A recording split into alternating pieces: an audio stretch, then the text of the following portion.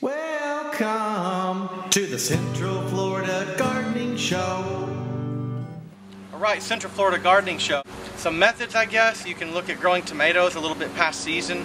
Right now it's really hot. We're a little over mid-June in Central Florida. Most people's tomatoes have kind of, rotted and it's just too hot. So I'm going to show you some techniques and methods that I used this year to grow tomatoes and grow them a little bit past season.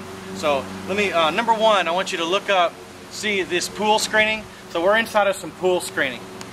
So this pool screening is actually canceling some of the ultraviolet radiation. So that helps. So look at these Wisconsin 55s.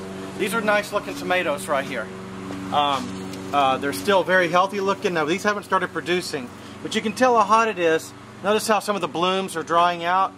So look, they're not even turning into blooms that are going to turn into fruit. Instead, they're just drying out and breaking off. You don't get a lot of healthy blooms that turn into fruit, but this should produce some. This is a planter type of tomato called Better Bush. And I'm fixing to get some tomatoes, and I've already eaten a few tomatoes.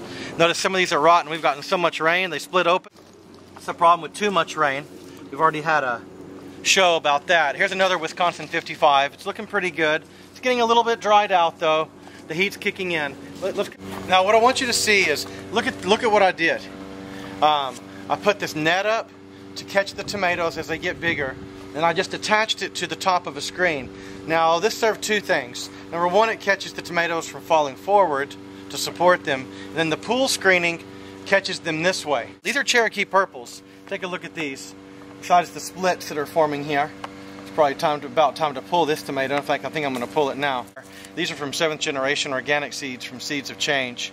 Purple Cherokees are really sweet. Notice I got a whole lot of big fruit coming in on this. Right here, this is actually probably this is from Bonnie. These are called BHN 602s. Probably a genetically a GMO type of tomato, but they've been bred to resist disease. And I notice they produce a lot of huge, giant apple-sized tomatoes that are just now starting to kind of turn red. And they seem to start at the bottom and then start producing fruit up at the top. Let me show you this. I'm really proud of these. These are San Marzanos. And these San Marzanos I got from Sunshine Hydroponics right here in Central Florida, right down the street actually. And these San Marzanos are the premier Roma tomato of Italy. You can see their little teardrop shape. Let me see if you can get one up here, Tiva. Look how these San Marzanos look. A little bit different. Sauces and Italian pasta and some things like that. So here's some more. Here's some more. We got a bunch of those coming in. Can you get down here, Tiva? There's some big ones in there. Inside the bush. Oh, man. There's some big San Marzanos coming in there. Really nice tomato. I think these are Abu Gharibs. Yeah, they are. Those purples get huge. These are Abu Gharibs. Abu Gharibs are grown in Iraq and Iran, kind of a dry desert. They've dropped it to a dry desert region. I noticed they really didn't like this high humidity here in Florida. I wasn't not really successful at growing these Abu Gharibs. I also, with this plant, instead of caging it, I just tried bamboo stakes. The rest of them I'm using cages to try to contain and support them. I don't know about this stake method. It really wasn't that successful. It's probably better to cage these and net them somehow. So here we have some more Abu Gharibs. This plant's looking pretty good. And the Abu Gharib produces a kind of a small tomato, but it's really sweet. Wonderful tasting. I've already tried some of these. Here's a bunch of clusters of them down here.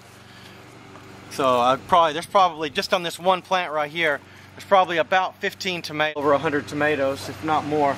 Well, here's what's left of my Legends. Legends are sort of a primitive tomato.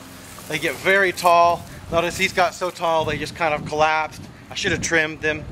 But they produce a wonderful sort of, almost like a cherry tomato, very sweet. It's like candy. But you gotta water them a lot, feed them.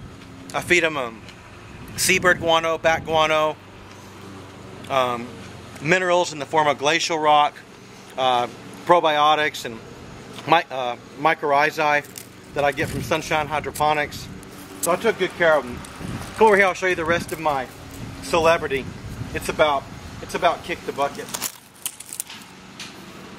This is what's left of my celebrity over here. This has been producing. It's been a great tomato for me.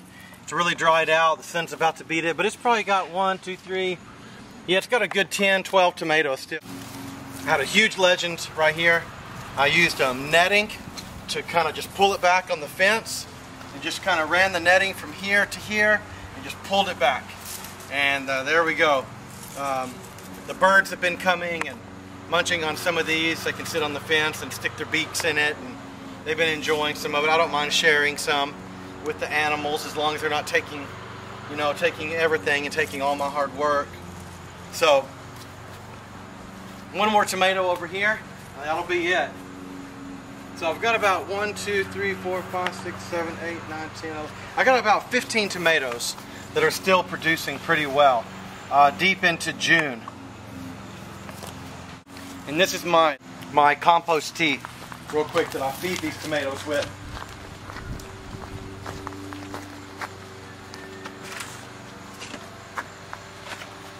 So when you're feeding tomatoes, you know, they do need some nutrients. If you want to make good sweet tomatoes, I got these from Sunshine Hydroponics right here in Orlando.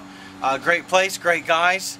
Go in there and they'll hook you up with some wonderful stuff for taking care of your vegetables. This is a bat guano, and there's your nitrogen and phosphorus and potassium count there.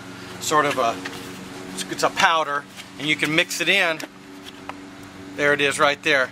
It's powder. You mix it in with your water right here.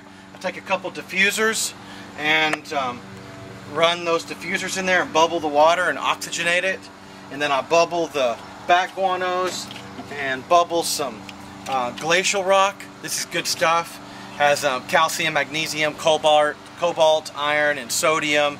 Add some good stuff into your food that you're going to eat. Glacial rock, also from Sunshine Hydroponics. So this is sort of an outdoor hydroponic method is really what it is. You infuse your water with all the nutrients. Sometimes this compost tea I do the guanos, the glacial rock, sea kelp. Let's see, sometimes I do, I'll put coffee grounds, blackstrap molasses for iron. There's really no need to do that if you're running glacial rock though, because it has iron in it. And I'll run a broad spectrum mycorrhizae, some probiotics in it that I get from Sunshine. And so anyway, that's how I've probably kept my tomatoes alive and growing a little bit past tomato season, and hopefully I'll get about another 100 to 150 tomatoes if I'm lucky. So thanks for tuning in. Central Florida Gardening Show.